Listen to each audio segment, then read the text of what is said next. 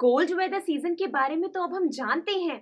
आज के लेक्चर में बात करते हैं हॉट वेदर सीजन के बारे में, यानी कि समर्स के बारे में। तो आइए फुल अटेंशन के साथ हम आज का टॉपिक स्टार्ट करते हैं।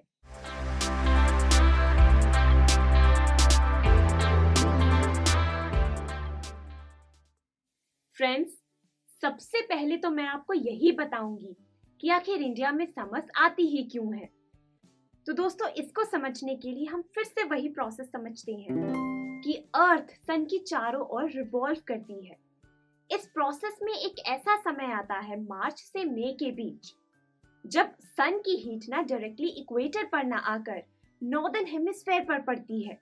अब क्योंकि सन की हीट नॉर्दर्न हेमिस्फेयर पर आ रही है, तो नॉर्दर्न हेमिस्फेयर में टेम्परेचर बहुत ज्यादा बढ़ जाएगा, यानी कि वहां पर समर सीजन आ जाएगा और सदर्न हेमिस्फेयर में विंटर्स। अब क्योंकि इंडिया नॉर्दर्न हेमिस्फेयर में लोकेटेड है, तो वहां पर समर सीजन होगा। फ्रेंड्स, सन की हीट आने से इंडिया में इतनी ज्यादा गर्मी हो जाती है कि आपको इंडिया के नॉर्दर्न पार्ट में ना टेम्परेचर बहुत ज्यादा मिलेगा। अगर मैं नंबर्स में बताऊं तो यहाँ आपको समर सीजन में टेम्परेचर 45 डिग्री सेल्सियस तक भी मिल सकता है। लेकिन इतना टेम्परेचर चेंज आपको इंडिया के पेनिनसुला रीजन में नहीं दिखाई देगा। आप जानते हैं क्यों? क्योंकि जो इंडिया का पेनिनसुला रीजन है, उसके 3 साइड्स पर पानी है, वहां पर इतना ज्यादा टेम्परेचर डिफरेंस नहीं होता। वहां टेम्परेचर मॉडरेट ही रहता है। इसीलिए जो हम समर्स की बात कर रही हैं, बहुत ज्यादा गर्मी की बात कर रही हैं, ये हमें इंडिया के नॉर्दर्न पार्ट में ही दिखाई देती है। अब क्योंकि ये समर सीजन है, यानी कि लैंड पर तो होगा लो प्रेशर और ओशन और सी में होगा हाई प्रेशर।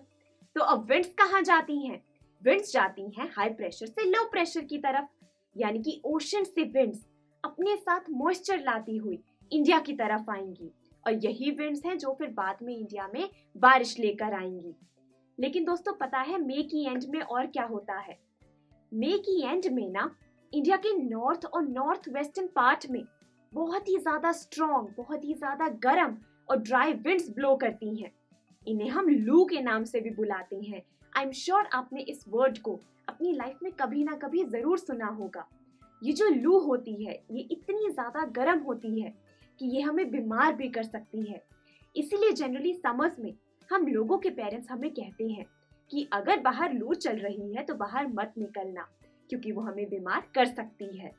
इसी समय पर ना स्टूडेंट्स, इंडिया के नॉर्दर्न पार्ट में डस्ट स्टॉर्म के आने के चांसेस बढ़ जाते हैं। इस स्टॉर्म के साथ कभी कभी बहुत ठंडी विंड्स भी आ सकती हैं, जो अपने साथ थोड़ी थोड़ी बारिश लेकर आती हैं।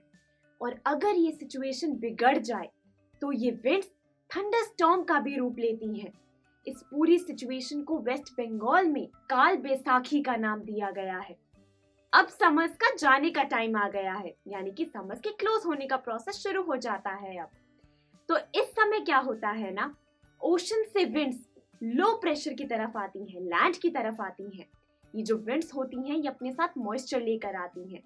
तो पहले तो थोड़ी थोड़ी बारिश लाती हैं ये, जिसे हम प्री मॉनसून शावर भी कहते हैं। ये जो प्री मॉनसून शावर है ना, ये मैंगोस को पकने में मदद करता है, इसलिए हम इसे मैंगो शावर का भी नाम देते हैं। थोड़ी ही समय बाद ये जो नॉर्मल रेनफॉल है, ये बहुत ही सडनली इंक्रीज हो जाता है, और इसी के कारण मॉनसून सीजन आ जाता है। और सबसे पहले बारिश हम जानते हैं केरला और कर्नाटका में ही होती है। तो अब हमने हॉट वेदर सीजन से रिलेटेड सभी बातें जान ली हैं। नेक्स्ट लेक्चर में हम एडवांसिंग मॉनसून की बात करेंगे। So see you in the next lecture.